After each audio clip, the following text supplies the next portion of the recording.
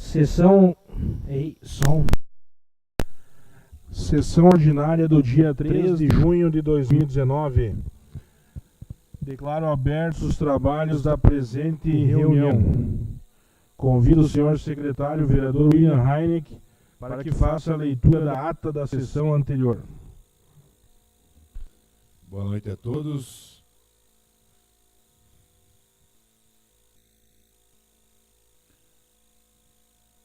Peço aos colegas que, para poder votar contrário ou favoráveis à ata, eles precisam ouvir ela. Peço a atenção dos colegas. Ata da 21ª sessão em caráter ordinário do terceiro período legislativo da 17ª legislatura da Câmara Municipal de Três Passos, realizada aos 27 dias do mês de maio de 2019.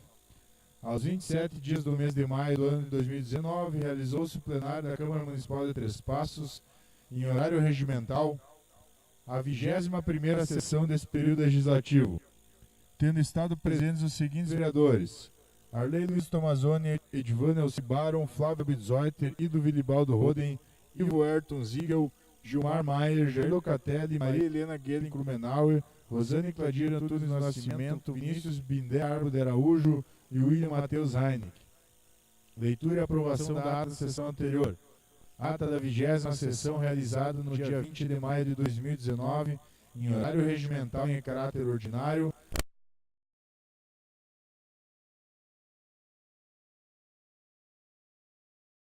Autoriza o Poder Executivo Municipal a proceder na contratação emergencial de 2 profissionais auxiliares de saúde bucal. Projeto de Lei número 3719. Autoriza o Poder Executivo Municipal a proceder na contratação emergencial de um profissional auxiliar de saúde bucal. Projeto de Lei 3819. Autoriza o Poder Executivo Municipal a proceder na contratação emergencial de até 4 profissionais.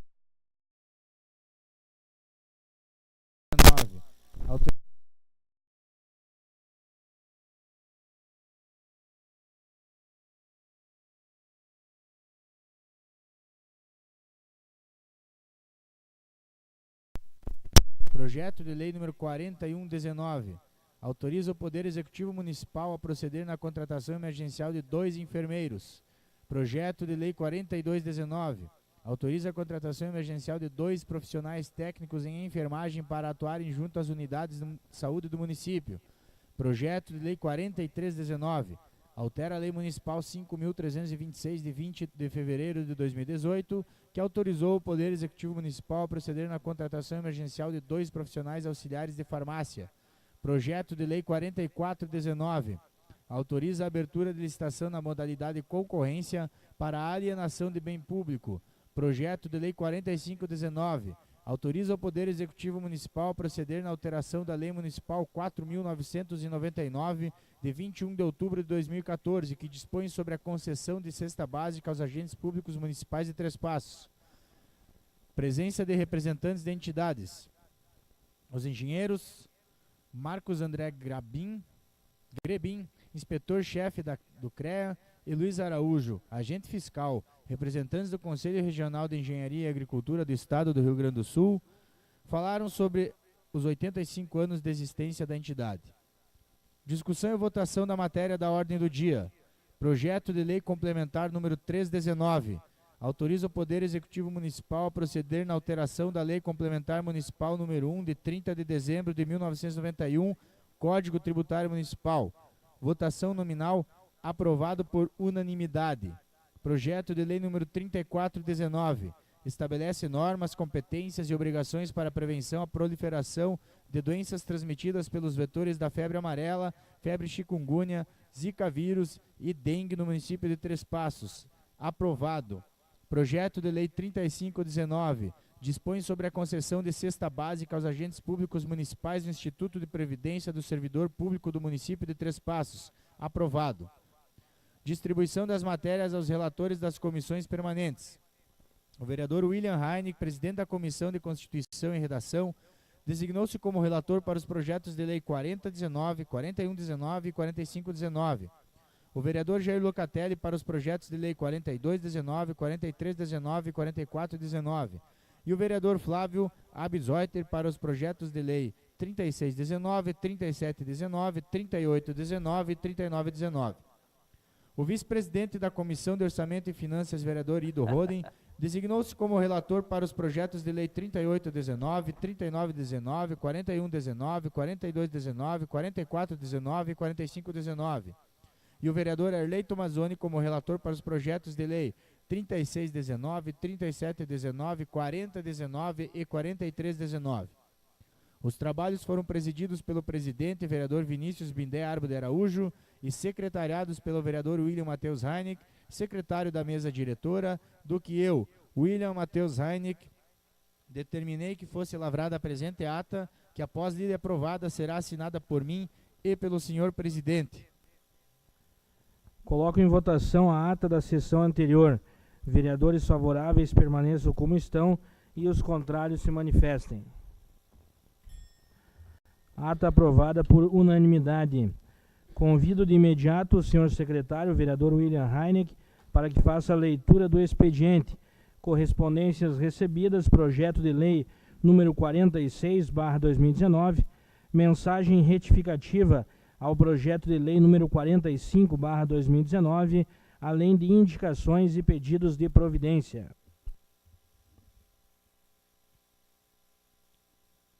Seguindo então com o expediente. Inicialmente, projeto de lei número 4619, que autoriza o Poder Executivo Municipal a realizar repasse de recursos oriundos do governo estadual e federal à Associação Hospital de Caridade de Três Passos para a execução do programa SAMU Salvar.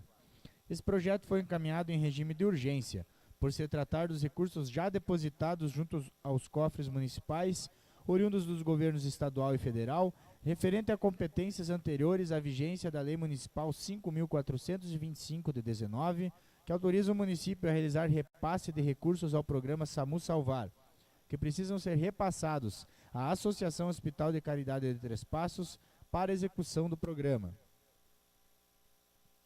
Mensagem retificativa de 29 de maio de 2019.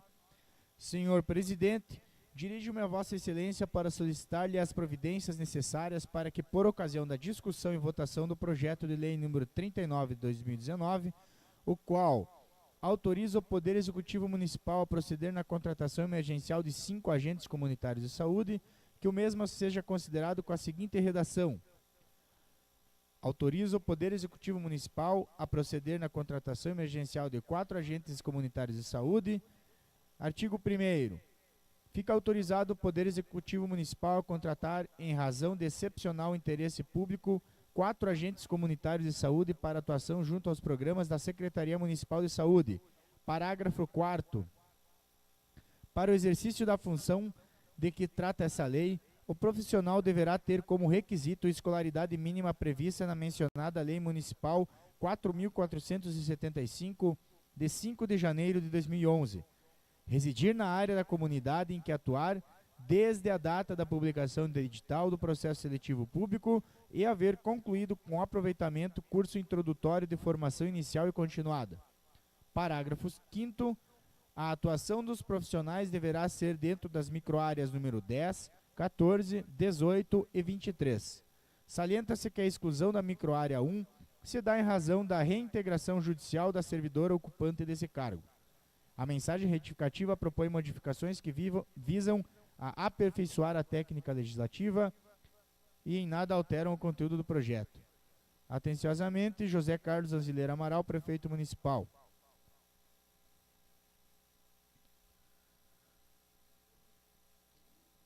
Ofício número 223 de 2019.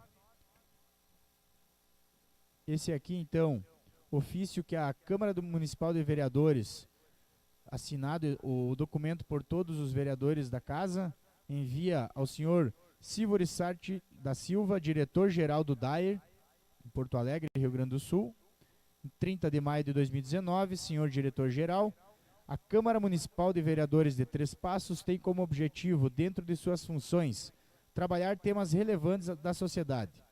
Assim, solicitamos a Vossa Senhoria a realização de uma operação tapa-buracos e ou de reparos da rodovia RST 472, no trecho entre a cidade de Três Passos até a ponte do Rio Turvo, a pedido dos usuários, já que os buracos existentes nesse trecho da rodovia causam danos aos veículos e podem provocar acidentes de trânsito.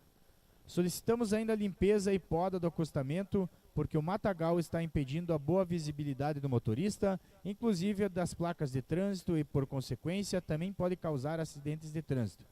Salientamos que o presente pedido está sendo representado devido à sua urgência e importância. Atenciosas saudações, Vinícius Binderbo de Araújo, presidente, e os demais vereadores da casa.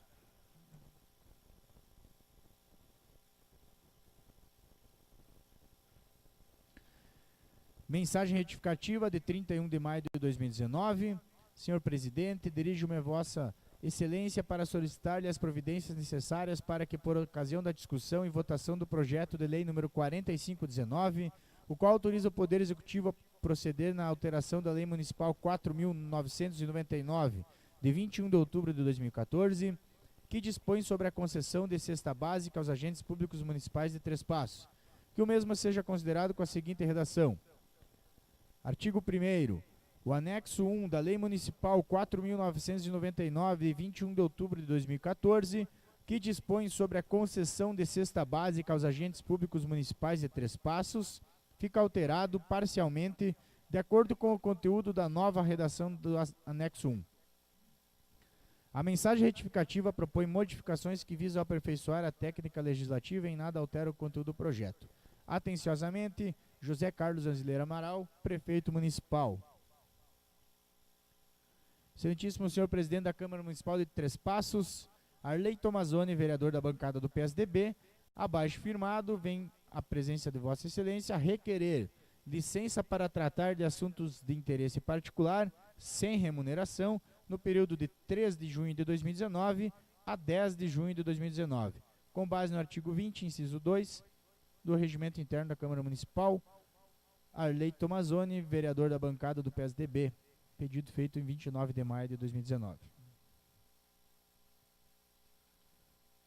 Nader Aliumar, vereador da bancada do PSDB, abaixo firmado, vem na presença de Vossa Excelência requerer licença para tratar de assuntos de interesse particular, sem remuneração, no período de 30 de maio de 2019 a 26 de junho de 2019, com base no artigo 20 do inciso 2 do Regimento Interno da Câmara Municipal. Três Passos, 30 de maio de 2019, Nader Aliumar, vereador da bancada do PSDB.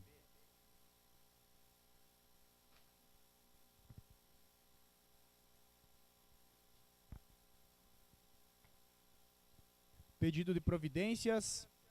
Senhor presidente, apresento a Vossa Excelência, nos termos do artigo 112 do Regimento Interno, o presente pedido de providência solicitando ao senhor prefeito municipal a instalação de uma rede de proteção no entorno da quadra de areia existente junto à pracinha do bairro Érico Veríssimo, em função de que, durante os jogos de futebol, a bola, por vezes, é jogada até a Avenida Oswaldo Aranha, o que faz com que os atletas, na maioria dos jovens, corram sérios riscos de atropelamento.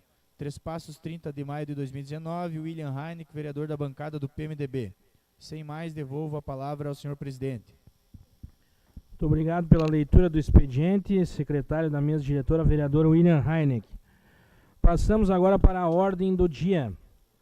Pareceres da Comissão de Constituição, Redação e Bem-Estar Social, através de seus membros, William Heineck, Flávio Abisreuter e Jair Locatelli, da Comissão de Orçamento, Finanças e Infraestrutura Urbana e Rural, através de seus membros, Arley Tomazoni, Maria Helena Krumenauer e William Heineck, emitem parecer favorável ao projeto de lei número 33/2019, que dispõe sobre a utilização de carne suína na merenda escolar das unidades do sistema educacional do município em um percentual de no mínimo 30%. Coloco em discussão o projeto de lei número 33/2019. Algum colega queira se manifestar? Não havendo oradores inscritos, eu coloco em votação o projeto de lei número 33/2019. Vereadores favoráveis permaneçam como estão e os contrários se manifestem. Projeto de lei aprovado por unanimidade. Pareceres da Comissão de Constituição, Redação e Bem-Estar Social, através de seus membros, William Heineck, Flávio Abisreuter e Jair Locatelli, e da Comissão de Orçamento, Finanças e Infraestrutura Urbana e Rural, através de seus membros, Arley Tomazoni, Maria Helena Krumenauer e William Heineck, emitem parecer favorável ao projeto de lei número 43/2019, que altera a Lei Municipal número 5.326/2018, que autorizou a contratação emergencial de 2 auxiliares de farmácia, prevendo a possibilidade de renovação dos contratos por mais um ano, em função da necessidade de continuidade do serviço prestado, serviço de assistência farmacêutica na farmácia básica e farmácia de medicamentos de componentes especializados da farmácia do Estado. Coloco em discussão o projeto de lei número 43/2019. Algum vereador queira se manifestar? Não havendo oradores inscritos, coloco em votação o projeto de lei número 43/2019. Vereadores favoráveis permaneçam como estão e os contrários se manifestem. Projeto de lei número 43/2019, portanto aprovado por unanimidade. Passamos agora para a distribuição às comissões permanentes dos projetos de lei que foram lidos no início da sessão de hoje. Solicito aos vereadores William Heineck e Marli Frank, presidentes da Comissão de Constituição e Redação e da Comissão de Orçamento e Finanças, respectivamente, para que designem os relatores que estarão analisando as matérias, elaborando seus relatórios e proferindo votos até a próxima reunião das comissões permanentes. Apenas um projeto de lei, então, o projeto número 46/2019, Comissão de Constituição e Redação, presidente e vereador William Heineck. Eu indico o vereador Flávio. Vereador Flávio, então, como relator. E na Comissão de Orçamento e Finanças, eu indico a vereadora Maria Helena.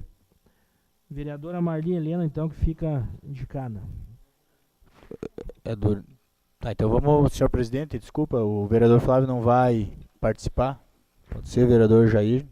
Indico o vereador Jair como relator, então, do projeto. Vereador Jair Locatelli, então, como relator na Comissão de Constituição e Redação. Passamos agora, então, para o espaço do grande expediente. Senhor presidente, Sim. Só por questão de ordem, ficou para trás aqui um pedido de providência a ser lido, que seria lido hoje, que foi apresentado no prazo. Então eu só vou ler, é um pedido de providência do vereador Ivo Ziegel. como parte do expediente da Secretaria N, então. Pedido de providência, senhor presidente, apresento a Vossa Excelência, nos termos do artigo 112 do Regimento Interno, o presente pedido de providência solicitando ao senhor prefeito municipal a limpeza do matagal existente no imóvel da municipalidade onde funcionou a cooperativa Frutipassos, na localidade de Feijão Miúdo, às margens da RST 472. Justificativa: o matagal está tomando conta do referido imóvel, sendo que o morador que cuidava da sua manutenção mudou-se, restando abandonado o terreno e o prédio. Três Passos, 30 de maio de 2019, Ivo Ziegel, vereador da bancada do PMDB. Só isso aí, muito obrigado. Obrigado, vereador. Então, lido em tempo aí o pedido de providência encaminhado e protocolado pelo vereador Ivo Ziegel. Passamos então agora ao espaço do grande expediente, discurso dos vereadores que estão inscritos para hoje à noite. Então, de imediato, eu convido a vice-presidente da mesa diretora, a vereadora Marli Frank, para que a gente possa cumprir aqui o regimento, assumindo os trabalhos agora do grande expediente.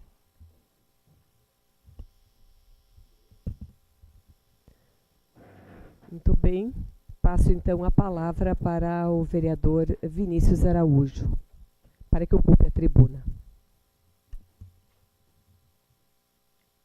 Muito boa noite. Som. Muito boa noite. Vereadora Marli Frank, vice-presidente e nesse momento presidente, então, presidindo os trabalhos interinamente aqui da sessão, os colegas vereadores, comunidade que nos acompanha, o Nene, que é nosso cidadão sempre ativo aqui nas nossas sessões na segunda-feira, e aqueles que nos acompanham através da rádio difusora e também do Facebook. Os servidores da casa, a gente quer agradecer também. E eu, na verdade, vou ocupar o espaço desta segunda-feira com um assunto que acabou sendo lançado hoje aqui para a nossa comunidade.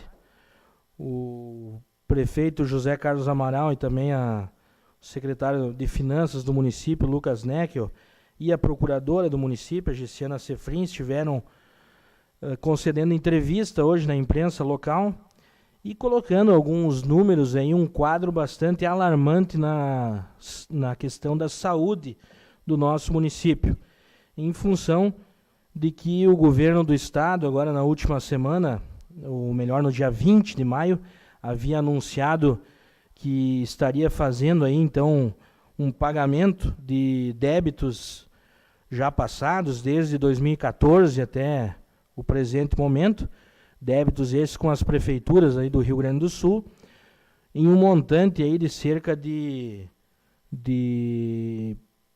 200 ou 300 e poucos milhões aí com as prefeituras. E hoje o prefeito José Carlos foi à imprensa e trouxe uma informação bastante destacada sobre o nosso quadro aqui de Três Passos. Então o governo do estado está se propondo, por exemplo, a pagar aqui do débito que tem com Três Passos.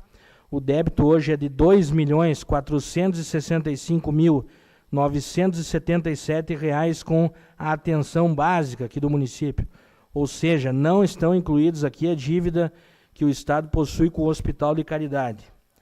Então, desses quase 2,5 milhões de reais que o estado deve ao município na área da saúde, o que realmente foi anunciado pelo governo estadual no mês passado é o pagamento de R$ 411 mil. Isso dá 1/5 da dívida que o estado tem com o nosso município. R$ 411 mil, que são, então, relativos àquilo que foi de despesas empenhadas nesse período de 2014 a 2019. Então, isso é muito pouco, né? A expectativa que os municípios tinham era de um repasse bem maior do que isso. A gente sabe que as condições do estado estão cada vez mais agravadas, enfim, mas pela manchete que se noticiou, a comunidade talvez tivesse o entendimento de que haveria o pagamento realmente integral, ou pelo menos próximo disso, mas não é o que vai acontecer. E isso a gente precisa comentar porque esses 2 milhões e quase 500 mil reais aí acabaram saindo dos cofres do município. Ou seja, recursos livres que haviam no orçamento do município, que tiveram que ser remanejados de outras áreas, então, e o município tendo que arcar então com despesas que são de obrigação do Estado durante todo esse período.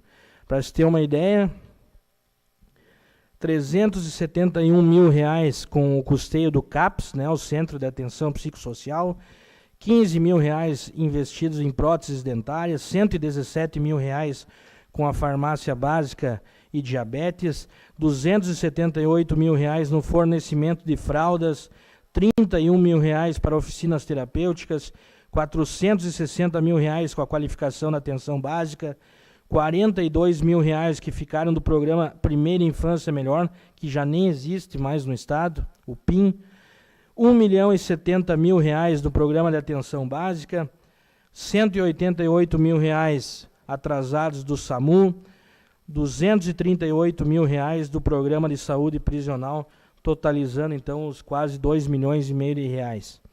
Então, isso nos preocupa no momento em que o município está tendo que arcar com um valor muito alto no pagamento de precatórios. São cerca de R$7 milhões que o município vai ter que despender para pagar precatórios esses que foram originados em gestões passadas, ou seja, não são precatórios originados a partir de 2014, quando o atual prefeito assumiu o comando do município. Isso é bom a gente também destacar. Desses 7 milhões já foram quitados R$3.255.000 de recursos livres dos cofres do município, ainda restando aí um bom tanto para ser quitado, e o município inclusive conseguiu pelo menos um parcelamento de alguns casos aí para poder fazer esse pagamento. Também a gente precisa aqui citar a judicialização de muitos casos na área da saúde, né, casos de medicamentos, principalmente, em que o Estado também deveria se obrigar a fornecer determinados medicamentos para usuários que estão enfrentando problemas sérios de saúde. O Estado alega não ter recursos, e isso acaba gerando uma demanda judicial aqui no fórum, e na maioria das vezes a prefeitura é quem tem que arcar então com o pagamento desses medicamentos. Isso aí também está gerando um passivo grande para o município. Por exemplo, em 2017, o município arcou com R$90 mil, e agora em 2018, vejam só, esse número saltou para R$473 mil que a prefeitura teve que pagar em demandas judiciais para adquirir esses medicamentos e fornecer à população, aos usuários que precisavam. Vereadora Maria Helena. Muito obrigado, colega, pela parte. E eu só gostaria de falar também, primeiro, parabenizar pela sua fala, muito importante, nesse momento que a gente está vivendo aí de país, de estado, de município. Nós, da área da saúde, nós não conseguimos investir em mais nada. Este valor da judicialização, que o senhor acabou de falar agora, ele representa todo o valor do ano inteiro que a Secretaria de Saúde tem para comprar exames. Então, veja só, em meio ano se pagou em medicamento que não é nossa obrigatoriedade, porque nós somos básicos.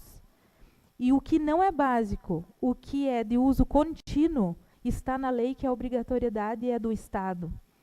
E, por sua vez, passam o chamegão aqui, que tem que ser o prefeito, né? A prefeitura, enfim, fazer esses repasses de compra de medicamento excepcional, que a gente fala, especial.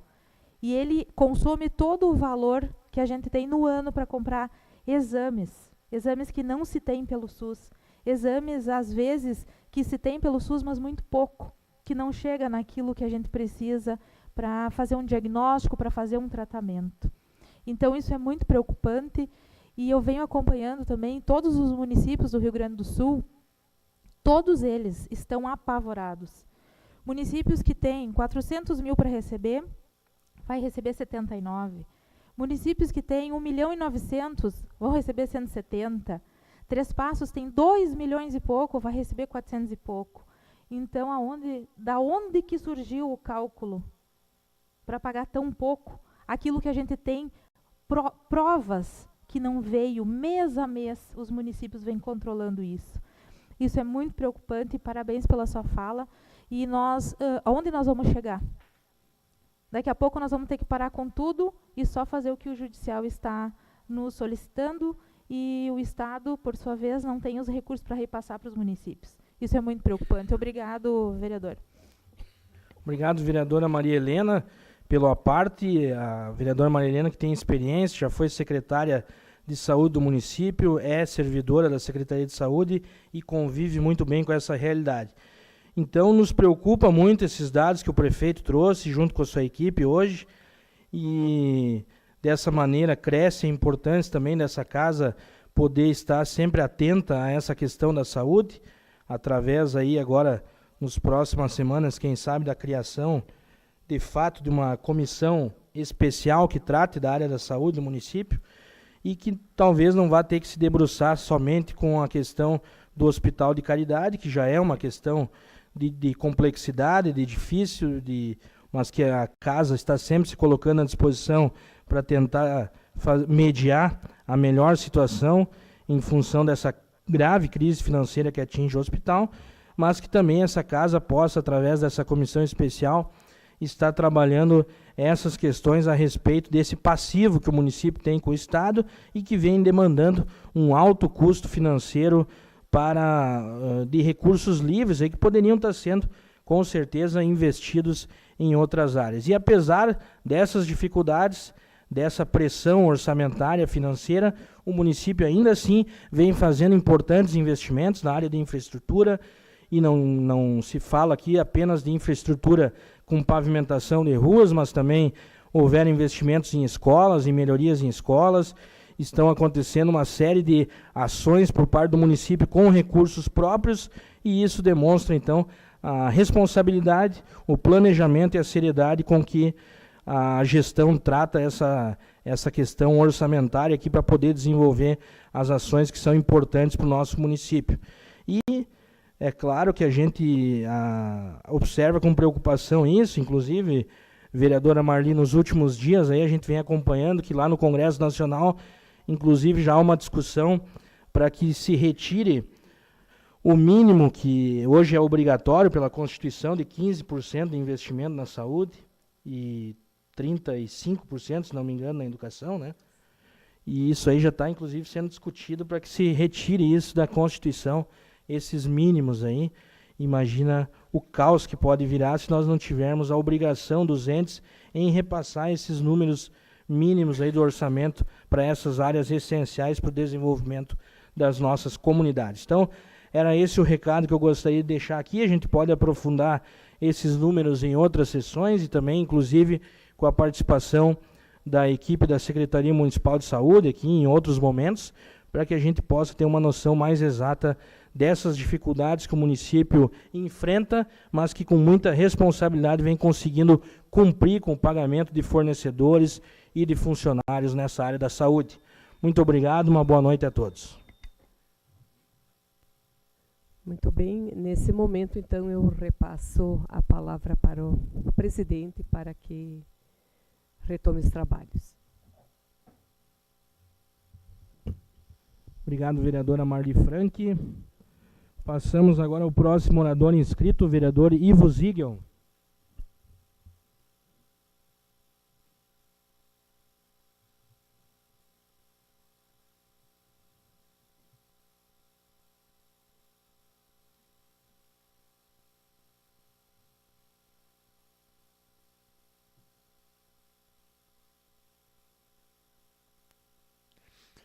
Boa noite a todos, ao pessoal que está nos ouvindo, e ao presidente, né, os colegas, os parceiros. Ontem, domingo, fui fazer visita. E fui fazer uma visita lá no Lajeado Diamantino. E observar as estradas.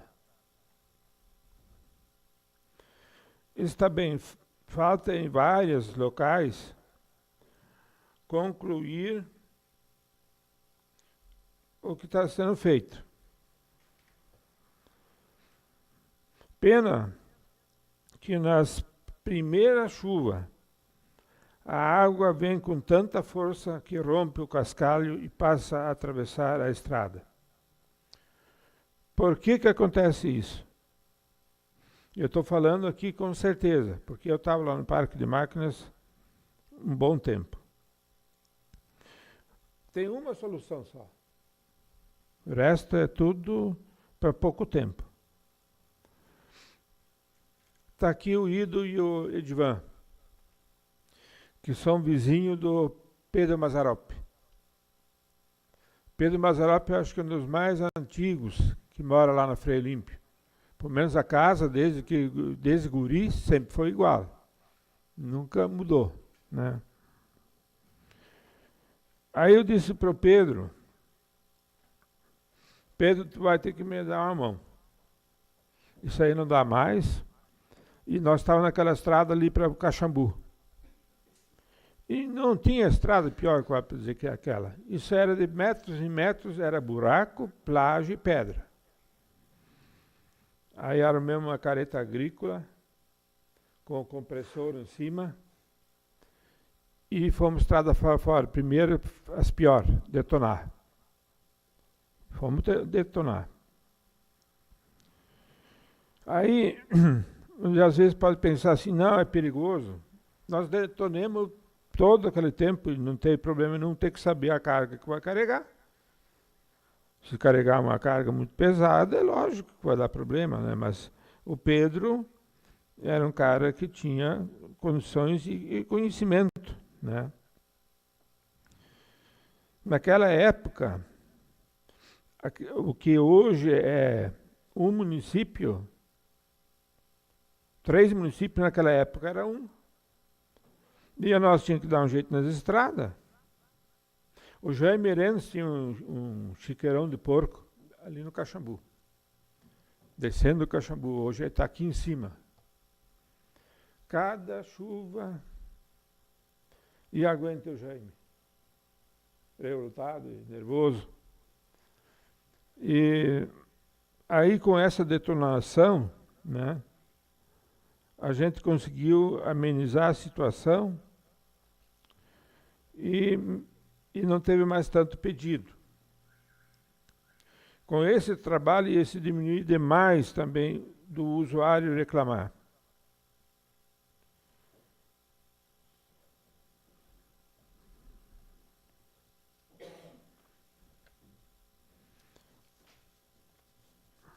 Agora que me lembrei, eu não queria tirar essa folha sem... O quanto seria importante se fosse agora fazer esse trabalho lá no Lajeado Diamantino. Da coisa mais linda a estrada, só um pedacinho uns para o mar. Mas tu olha assim lá, daqui a pouco tu já vê aquele bico de pedra e lá já vê a laje de fora. E aí a água vem, ela não vai para cá, ela vai para dentro da estrada. E daí arrebenta a estrada fora. E daí às vezes dias e dias de serviço e numa chuvarada valendo, acabou. Então, eu acho que a administração tinha que ver essa situação para ver qual é a atitude melhor que pode ser tomada. Outra, eu estive conversando com agricultores sobre o problema do fumo. As empresas devem diminuir 30% da produção de fumo. 30% de fumo a menos. Para atender essa medida, as empresas excluíram os pequenos agricultores. Ficou alguns que estão em dívida com a firma. Porque o agricultor, para ele, hoje, vamos dizer, sobreviver lá na lavoura dele, porque o veneno, já me disseram que o milho e o soja é tudo a mesma coisa, e o fumo também, né? Mas o agricultor, ele sobrevive plantando fumo, porque o que ele tira em 1 hectare, o cara me passou que 12 mil ele tira por hectare em dinheiro. E aí, dali a pouco, que nem o morador lá, o João Urealo. Tem a casa bonita. Agora ele vem aqui na JBS de moto para trabalhar. E assim a situação, aí deixa o pequeno porque está devendo para a firma. Aí pode ver que não tem critério. O negócio não é perder dinheiro, né? Isso seria um assunto para mais amplo, um debate, né?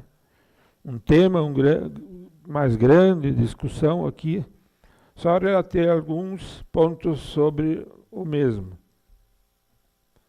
E Lajeado Diamantino, por causa do fumo, vocês podem descer lá, eu acho que é a localidade que mais pode se manter, melhorar a construção das casas, cada um tem o seu alto, o local bonito, e são caprichosos mesmo, né?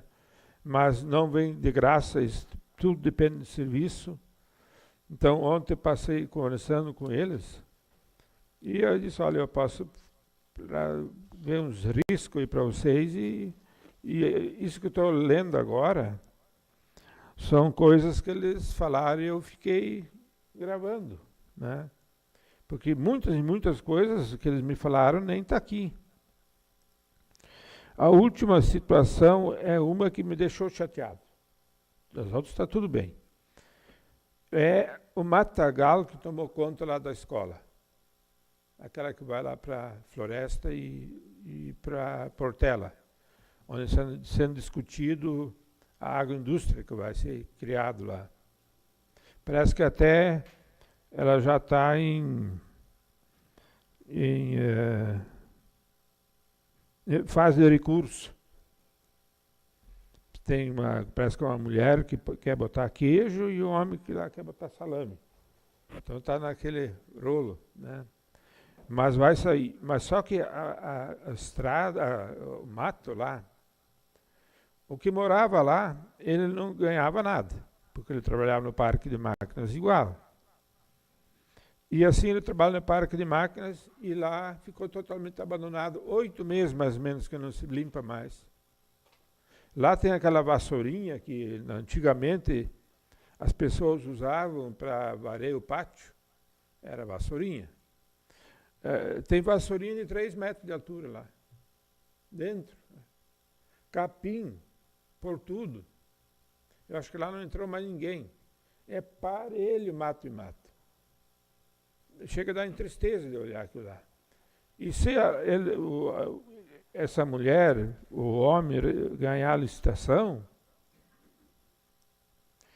aí provavelmente a prefeitura vai ter que entregar isso limpo igual. E quanto mais crescer, pior fica, né?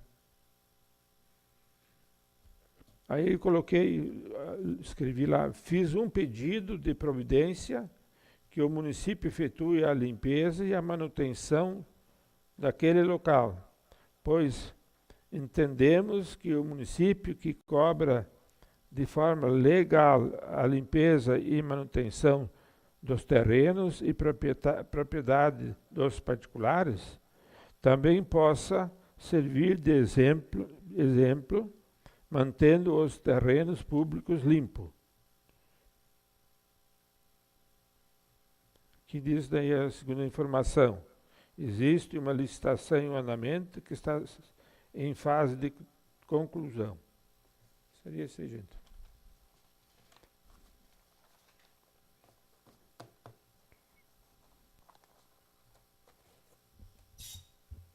Obrigado, vereador Ivo Ziegel. Seguindo aqui pela ordem dos vereadores inscritos, agora temos a participação do vereador Carlito Sommer.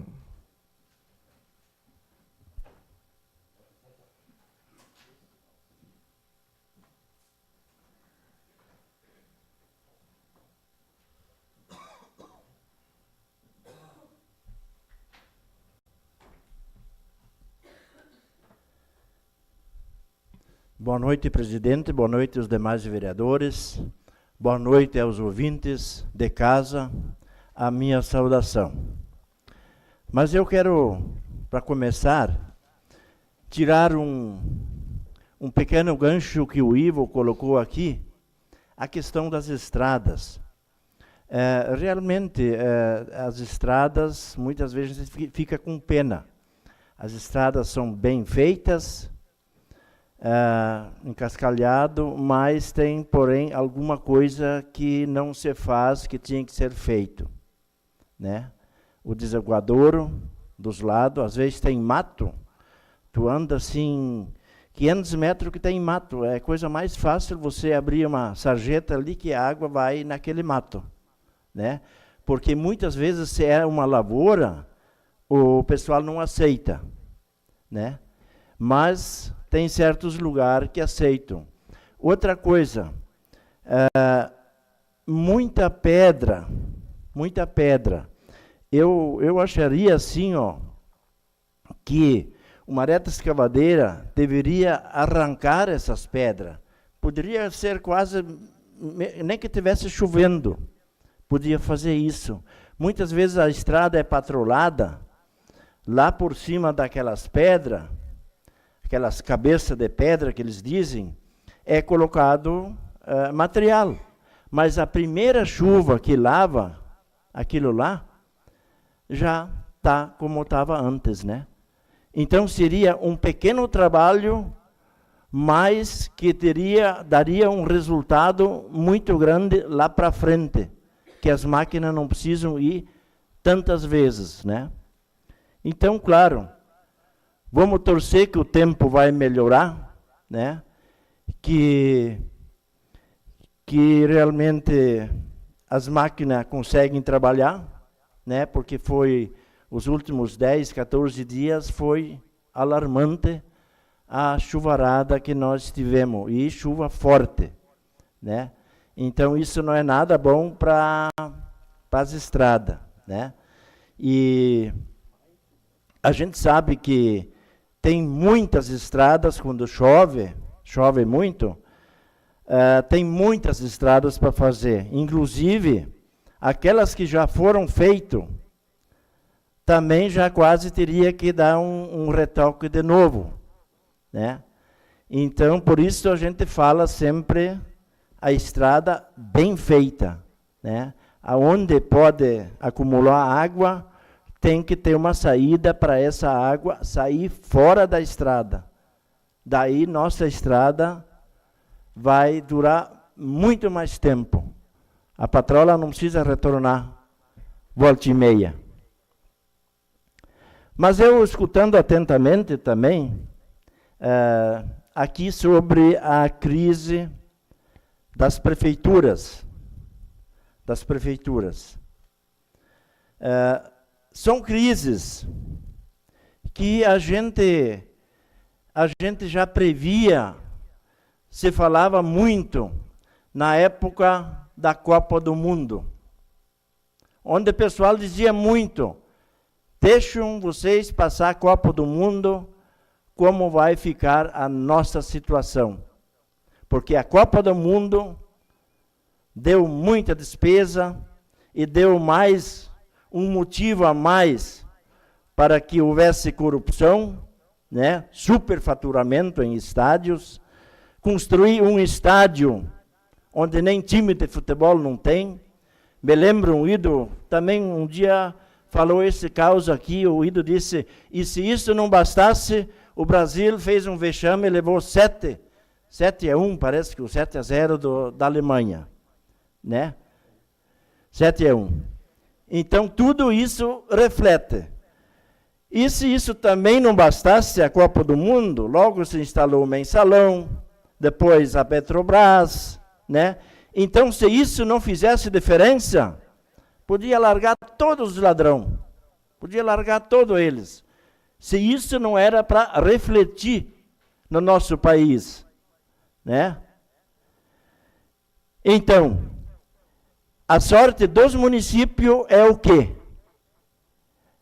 Nos últimos anos, aumentou o número de casas nos municípios, principalmente em Três Passos, aumentou muito. E essas casas que aumentou, estão pagando IPTU, né? Os carros, quanto não aumentaram os carros? A metade do imposto é da prefeitura, né? Então, esse é uma sorte, né, que alguma coisa pode ser feito, né? E quando muitas vezes a gente vê alguém falar, aquele prefeito fez isso, aquele fez aquilo, aquele não fez nada, aquele fez pouco, né? Então, hoje nós estamos vendo um refilamento de asfalto. Um refilamento de asfalto. É um investimento. Mas tem outros prefeitos que não fizeram isso. Não mexeram muito assim no asfalto. Claro, foi feito sim. Até inclusive não refilamento, foi feito algumas ruas calçamento, para peso. Mas tem prefeitos que investiram em outros setores. Eu me lembro, só não sei dizer qual é que foi o prefeito. Foi comprado, por exemplo, a Unijuí. Foi comprado por um prefeito, né? Com esse valor, também poderia fazer quase todas as ruas da cidade o refilamento. O outro prefeito comprou onde é hoje o Parque de Máquinas, né? Um investimento enorme também. Foi feito o lago, também houve um investimento muito grande. Houve, de algum prefeito também, a remodelação da FEICAP. A FEICAP uma vez estava completamente detonado, né? Eu me lembro daquela parte da frente, o pavilhão maior, aquele, tinha sido alugado, e o cara no fim saiu, não pagou aluguel, né? Mas destruiu praticamente, né? Também um investimento, né? Então, você analisando um pouco, todos os prefeitos fizeram alguma coisa, né? Porque é muito interessante lembrar isso, né? Não interessa, nem vou citar nome, porque a gente nem se lembra mais, nome de quem foi o prefeito, de que partido foi o prefeito, isso não me interessa. Porque hoje nós temos que deixar um pouco de lado a questão partidária, né? O fulano fez coisa errado, ele fez errado, não podemos dizer que ele é inocente porque ele é desse partido, né? O que interessa é ser correto. Tanto é que nessa última eleição, eu não votei em nenhum candidato do meu partido, né? Por quê? Eu voto naquele que eu tenho confiança, que eu tenho fé, posso até me enganar também, né? Aquele cara que eu tinha confiança, de repente não vai fazer aquele trabalho que eu pensava, né? Então, são essas coisas que nós temos que observar bastante. O partido não faz nada, quem faz é a pessoa. O que me preocupa muito também é a reforma da Previdência. Até poucos dias estava aqui o ex-deputado Kovács. Hoje é o filho dele, é deputado. Eu falei para ele dar um toque para o filho dele, mesmo que ele é ministro, mas ele tem acesso lá, para que não mexam no salário, principalmente na idade dos agricultores. Isso são coisas que mais me preocupam. Eu já sou aposentado, mas eu não penso só em mim, eu penso nos outros, né? Então, a gente vê muitas pessoas, quando estão na idade de 60 anos, eles já estão meio quebrados, porque o interior é mais complicado para as pessoas, assim, se destruir a saúde mais fácil e mais rápido, né? Então, a gente espera. Eu ainda acho que vai haver mudança e não vão aumentar essa idade. Como terminou meu tempo, muito obrigado. Obrigado, vereador Carlito. Passamos agora ao próximo orador, o vereador Edivan Baron.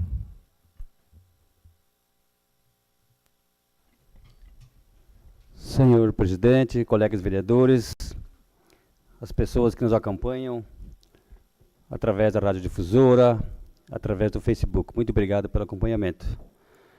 Senhor presidente, eu quero hoje lembrar que há poucos dias atrás, foi empossado o novo presidente do Brasil. O presidente do Brasil, ele se rotulou como Messias, Jair Messias. Mas eu pergunto para quem está escutando, mas que Messias é esse? Messias é Jesus Cristo, o Filho de Deus, o mais perfeito dos homens, que passou nessa face da terra. Esse cara, pelas atitudes que ele está tendo, chamar de Messias é uma blasfêmia, senhores. Eles têm que chamar de diabo, chamar de Satanás um cara desse, mas não de Messias. Como dizia Hugo Chávez, el diablo passou acá.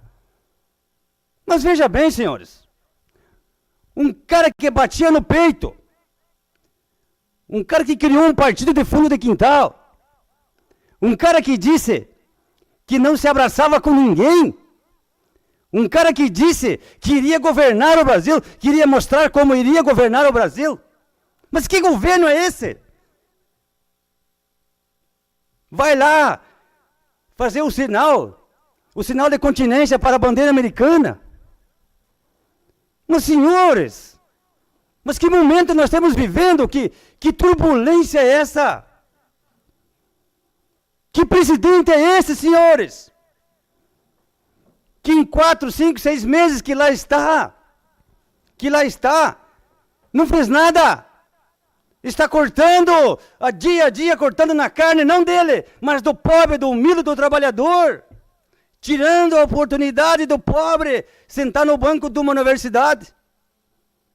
Com esse corte que ele está fazendo de 30%, é a mesma coisa que expulsar o pobre, o filho do pobre de uma universidade. Eu falo isso porque a minha filha se formou aqui na UERG, senhores vereadores, e quem está na sua casa nos escutando, de graça, ela se formou em gestão de alimentos. E se fosse hoje, ela não iria mais ter essa oportunidade por causa desse bosta desse presidente. Não teria mais essa chance. Mas que presidente é esse? Que em pouco tempo que está lá, fez 4, 5 decretos para comprar arma. Será que a facada que ele levou não foi nada? Será que ele quer morrer por um balaço? Ele quer armar o povo para que o povo dê um balaço nele? E eu não quero que meus filhos, não quero que meus netos tenham arma. Eu não quero. A maior arma é um livro debaixo do braço. A maior arma que ele teria que oferecer para a sociedade é colégios, é universidades com as portas abertas, favorecendo a todos os brasileiros, mais o pobre humilde, onde o filho do agricultor, o filho do pedreiro, o filho do pintor, teria acesso para se formar lá e ser grande nessa história, nessa vida. Assim nós não vamos ter mais essa oportunidade. Estou falando porque eu tenho aproximação com as pessoas que são que nem eu. A gente que sofre no dia a dia, porque tu não foge dos problemas que tem. Você deixa dos teus problemas para resolver os problemas dos vizinhos, dos amigos. E mesmo assim você não consegue contemplar todos e tu cai lá na malha fina, ou seja, na difamação das pessoas, porque tu lidar com pessoas hoje não é fácil. É muito difícil tu lidar com pessoas. Então, senhores, um presidente que se elegeu em cima de uma rede social, como é fácil você falar numa rede social, como é fácil você expor, você falar em projetos, como é fácil você falar em mudanças, mas lá na rede social você digitar é fácil, no microfone é fácil. Mas se ele tivesse ido no debate, o povo iria ver o que ele era hoje. Mas fugiu do debate, por quê? Porque ele é fraco, ele é ruim, ele não tem conhecimento de nada. Está dizendo hoje, senhores, que o problema no Brasil é a classe política, mas ele foi 50 anos deputado. Então o problema é ele mesmo, ele devolva o que ele ganhou como deputado, porque ele na verdade não fez nada. Então não é de se admirar. O povo se ilude muito fácil. Vem gente nova e fala um monte de coisa, que vai fazer isso, fazer aquilo, e depois na verdade não faz nada. E sobra aqueles sempre que estão sempre diretamente na linha de frente, sempre sobram porque eles têm aproximação com o povo. Né? E esse político, dessa maneira, que age dessa maneira, senhores que estão me escutando, é um político que não tem compromisso com nada. Como que você pode acreditar nesse tipo de político? Por exemplo, hoje no Brasil, a classe rica, que se diz rica, é 10%. 5% de verdade, 5% de verdade é rico. De verdade, 5% é rico. É rico. E 5% é aquele que se acha que é rico. E ele vende uma bandeira de rico, mas não é rico. Ele tem casa, ele tem carro, mas ele não é rico. Por que ele não é rico? Ele é um sonegador, ele é um caloteiro, ele anda de carrão de noite, ele anda sempre escondido, porque ele não pode mostrar a cara, porque de dia o oficial de justiça vem e dá para ele uma intimação comparecer lá, pagar as contas que ele não pagou. Aí é fácil o cara dizer que é rico.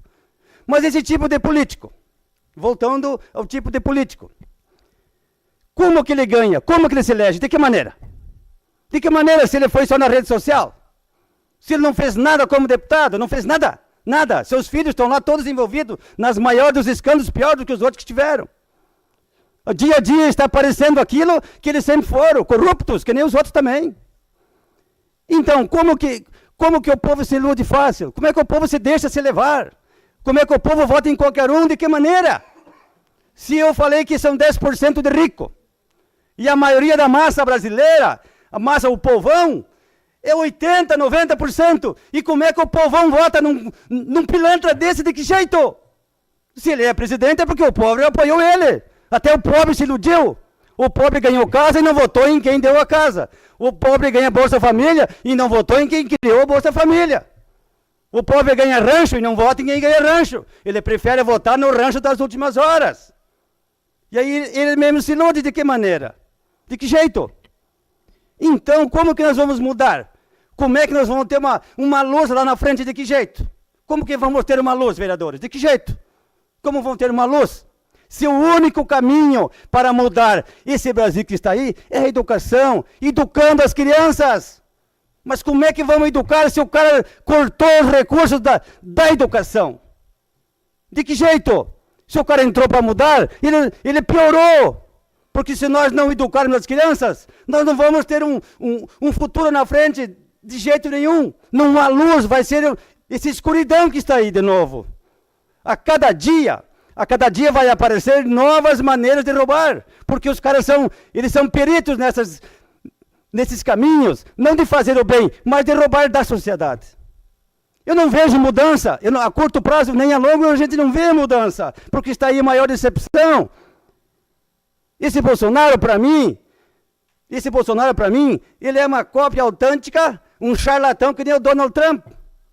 Como é que pode isso, cara? O cara só fala em guerra, só fala em matar, só fala em fazer isso, fazer aquilo. Ele não tem nem amor a si próprio. Se ele tivesse amor a si próprio, ele passaria isso em benefício da sociedade. E esse benefício seria a confiança, a credibilidade. Passaria um líder nato, mas ele não tem essa qualidade.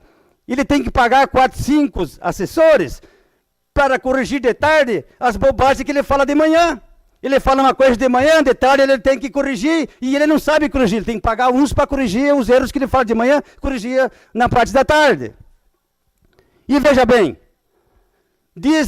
todo mundo se diz, na lei somos todos iguais. É mentira. Se fosse todo igual, todos esses ladrões que roubaram estariam presos. O Temer estaria preso. Os filhos do Bolsonaro estariam presos. Mas não estão. Então, não é verdade que na lei somos iguais. Porque se somos iguais, por que só tem cadeia para o Lula? Então, tem que largar o Lula também.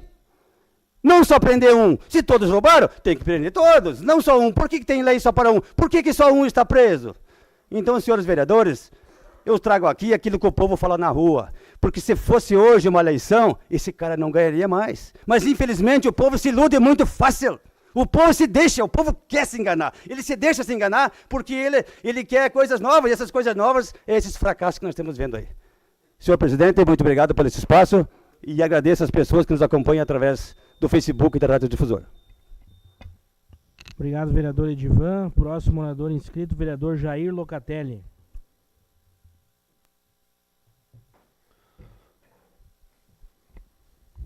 Muito boa noite, senhor presidente, colegas vereadores, aos que nos assistem, aos que nos ouvem através da rádio. Eu gostaria de aproveitar esse espaço nessa noite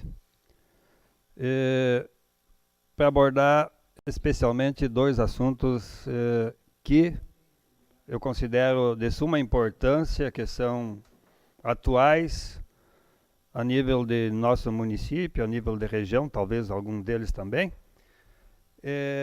O primeiro, até inclusive estivemos conversando um pouco com a presidência, com a mesa da Câmara, sobre a possibilidade de nós trazermos aqui na casa, em alguma sessão, se possível, até aquela que tenha um pouco mais de espaço, ou pelo menos nos 15 minutos, do médico veterinário responsável pela Inspetoria Veterinária Municipal. E o assunto, teria talvez mais assunto que ele gostaria de abordar, mas a questão principal que eu vejo é sobre tuberculose bovina e brucelose bovina, mas principalmente a tuberculose. Há alguns anos a gente vem orientando produtores. Apesar de não sermos veterinários, apesar de não termos assim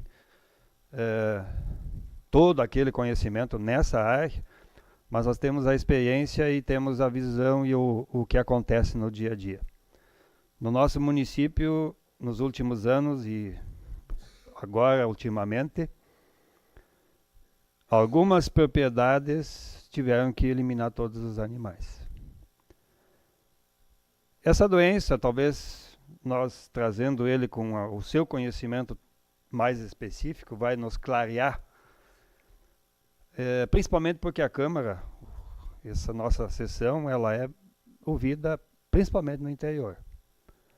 E pelo Facebook também ela é muito ouvida. Nós não temos programas muitos e quase nenhum de rádio falando de agricultura, então temos muito pouco esclarecimento para o produtor, e eu acho interessante então que isso seja feito. A tuberculose, ela, se eu não me falha assim o conhecimento, ela começou na nossa região quando veio aqueles animais lá do Uruguai, há muito tempo atrás. Eu recém estava começando a ser técnico. Trouxeram também a doença. E eu não estou, assim, de forma alguma, querendo criticar aquele trabalho feito. Talvez aquela genética que veio, ela foi importante para nós, de uma certa forma ajudou, mas a doença está ali. E o que acontece no dia a dia, há pouco tempo atrás, se exigia teste somente para aqueles animais que eram financiados. Então, o que era transferido de propriedade a propriedade, mesmo legal, né, mesmo com a GTA e tudo, não se sabia o que estava acontecendo. E algumas propriedades que a gente conhece que tiveram problema, foi de animais vindo de outra propriedade que também lá deu o problema. Eu não vejo assim tanto problema para a saúde humana a tuberculose, apesar de ela poder ser transmitida, principalmente em crianças e pessoas de mais idade. Não vou abordar esse tema, não é a saúde humana que eu tenho mais conhecimento, mas assim, com o contato das pessoas com aquilo que a gente chama talvez popularmente de bafo do animal, pode sim trazer problema. O leite normalmente é pasteurizado, ele não transmite, mas ele é um problema, e é um problema principalmente para os animais. E propriedade que tem um animal vai contaminando os outros e vai se agravando. No momento em que nós estamos assistindo aí agora se implantar mais uma normativa, definitivamente, com algumas exigências, talvez até necessárias, eu vou em outra sessão talvez abordar alguma questão relacionada a isso, mas é preocupante essa questão, é muito preocupante. Eu acredito e eu acompanho algumas propriedades que já são consideradas propriedades livres da doença. Tem essa possibilidade. E ele tranquilamente conseguiria, então, trazer para nós essas informações e algumas outras informações que talvez nós tenhamos curiosidade e, nesse momento, os produtores possam repassar as perguntas para nós, assim o colocar. Existe um fundo estadual e um nacional para recompensar esses produtos, para indenizar esses produtores que têm problema. Desde que comprovado e o animal for então sacrificado. Mas isso só ameniza. Vamos pegar um produtor aí que tem de repente tem que terminar com todos os animais da propriedade, produtor que tem dívidas, que tem o dia a dia de sua manutenção. Imagina você de repente ficar sem os animais e sem a produção e sem nada e ficar com as dívidas ainda. Porque essa indenização às vezes demora 1, 2 anos para chegar. Então eu entendo pertinente essa questão, até porque eu acho que nós precisamos, mesmo aquele mais pequeno produtor, é interessante ele se preocupar. Fazer o teste, analisar, se for necessário, buscar essa indenização e ter uma certeza daquilo que ele tem a nível de propriedade. E a segunda questão local, eu na legislatura passada abordei o tema das agrovilas rurais. A gente está sabendo que vai entrar na Câmara nos próximos dias um projeto sobre o estabelecimento, a fixação do perímetro urbano nosso. É de se analisar, de nós termos algum acesso a algumas informações a mais, porque a urbanização, ela é, num primeiro momento, até um pouco mais viável para o município, mas para o produtor não. Então, aonde que vai ser urbanizado? Quais os locais? Quais os agricultores que estão estabelecidos nesses locais e como vão ficar esses agricultores? É uma preocupação que eu tinha naquela época e nós podemos trabalhar como município um projeto de organização de agrovilas rurais. Comunidade tal se organiza, aqui vai ser uma agrovila. O município estabelece, não é IPTU, mas é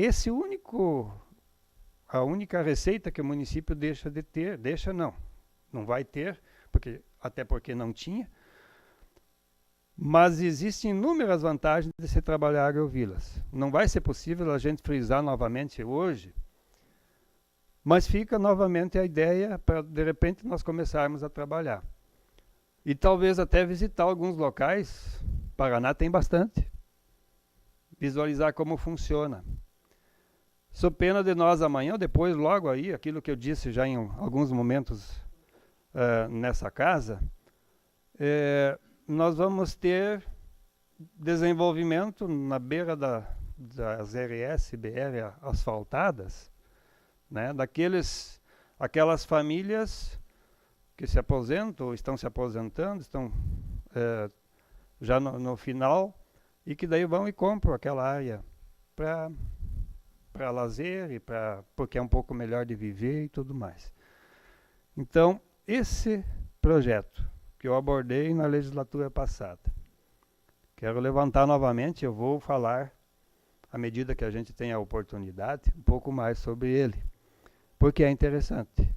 A luz, a energia elétrica, ela não é urbana daí, ela é rural. E as exigências que existem para o meio rural em termos de criação de animais, em termos de uma série de produção, que no urbano não pode, na agrovila pode. Então fica a dica, fica o trabalho, e a gente vai tentar esclarecer um pouco melhor novamente esse assunto. Obrigado. Obrigado, vereador Locatelli. Última oradora inscrita, a vereadora Marli Franck.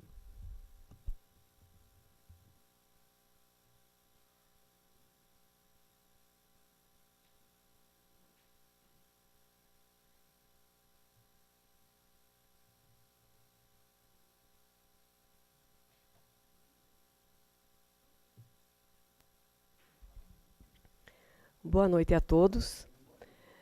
Eu estou retornando a essa casa após um mês de ausência, quando passei o mandato para o meu suplente de vereador, Gilmar Maier, né?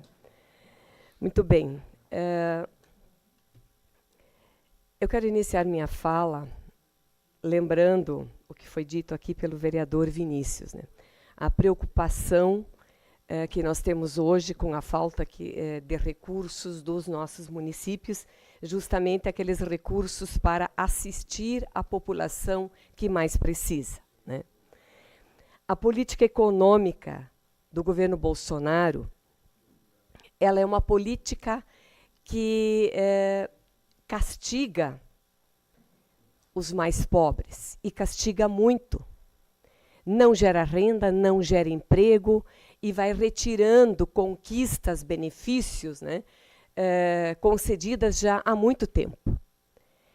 E isso é extremamente preocupante. A reforma trabalhista que foi feita no governo Temer, ela prometia gerar 2 milhões de empregos. Não gerou emprego nenhum, ao contrário. Agora, com a reforma da Previdência, estão prometendo gerar 8 milhões de empregos. Eu não sei aonde. Porque o vereador Carlito citou aqui que a sorte de Três Passos é que tem muita casa nova que paga IPTU. E essas casas novas foram construídas pelo programa Minha Casa Minha Vida, né? Do governo Lula, governo Dilma, que incluiu os pobres na economia. Se não se inclui o pobre, não há geração de renda. Quem gasta, os pobres não guardam dinheiro, eles gastam o dinheiro, porque a necessidade é muita. Eles precisam comer, eles precisam morar, eles precisam de, enfim, das necessidades básicas.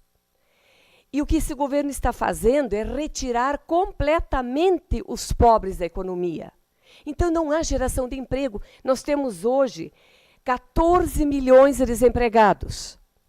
28 milhões de brasileiros subempregados. E aí vem a reforma da Previdência. Esses são 14 mais 28, dá mais de 40 milhões de brasileiros que não contribuem para a Previdência. A Previdência, ela começou a ser gestada no Brasil em 1923. foi aperfeiçoada nos governos seguintes, o governo Getúlio Vargas, que aperfeiçoou muito, ele criou o salário mínimo, ele criou, enfim, a legislação trabalhista, que protegia o trabalhador, né? Nos anos 60, houve novos avanços, né? Foi criado, então, foi incluído o trabalhador rural, foi criado o Fundo Rural, né? O FGTS, e aliás, a partir de 66, isso. Em 1960, foi criado o auxílio natalidade, auxílio funeral e auxílio reclusão. Para que serve a Previdência Social? Para ajudar as pessoas no momento em que elas necessitam. E quando se necessita? Quando se está velho, quando se está doente, quando se sofre um acidente. É nessas situações. E quero fazer um parênteses aqui, o auxílio reclusão, aquele salário que o presidiário ganha quando está preso, só recebe o presidiário que tinha, o benefício só quem tinha carteira assinada, foi criado em 1960. Portanto, não foi o PT que criou, não. Embora todo mundo hoje acredite, né? As pessoas não têm a informação correta e saem falando por aí o que não é verdade. É de 1960. Bem, no começo, quando foi criada a Previdência, havia muita gente, milhões de trabalhadores, então, contribuindo para a Previdência e poucos aposentados. Aí juntou muito dinheiro. O fundo da Previdência era recheado, havia muito dinheiro. E os governos brasileiros começaram a pegar esse dinheiro para gastar em outras atividades, em outras obras. Com a construção de Brasília, nossa capital, com a construção da usina hidrelétrica de Itaipu, com a ponte Rio-Niterói, com a Transamazônica, a rodovia Transamazônica que nunca foi terminada, e, enfim, muitas outras obras foram feitas com o dinheiro da Previdência, retiraram da Previdência. E hoje faz falta. Hoje dizem que é necessário, então, reformar a Previdência, porque senão ela quebra. Não quebraria e nem quebra se não tivessem tirado tanto dinheiro dela. Mas a reforma da Previdência, segundo o ministro Guedes, né, vai cobrar esse suposto rombo que ele afirma somente dos pobres. Ele não retira nenhum privilégio, ele não retira nada. Aqueles salários altíssimos que alguns recebem, aposentadorias, benefícios, vão continuar recebendo. Só vão tirar do pobre, né? Quem ganha uma fortuna hoje na Previdência vai continuar ganhando depois da reforma. Mas eles vão tirar o salário do deficiente físico, que ganha um salário mínimo, vai passar a ser R$400 fixos. Não vai ter reajuste, vai ser R$400 na lei fixa, né? Essa é a reforma proposta. Existem muitas distorções, porque a reforma não mexe com os privilégios dos políticos, com os privilégios dos militares, com os privilégios do judiciário. Entre as distorções que nós temos aqui no Brasil, eu vou citar algumas.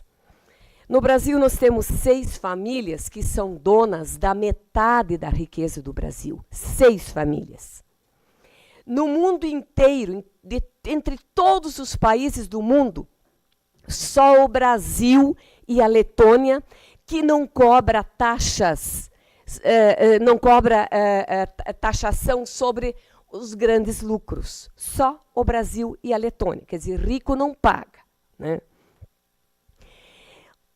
Uma grande distorção, as filhas solteiras dos militares, né? Os militares têm filhos, filhas, né? As filhas, então, recebem o salário do pai porque elas não casaram, mas elas têm marido, têm filho, têm neto, têm tudo, né? E ganham os salários poupudos dos seus pais, que vão passando de geração para geração.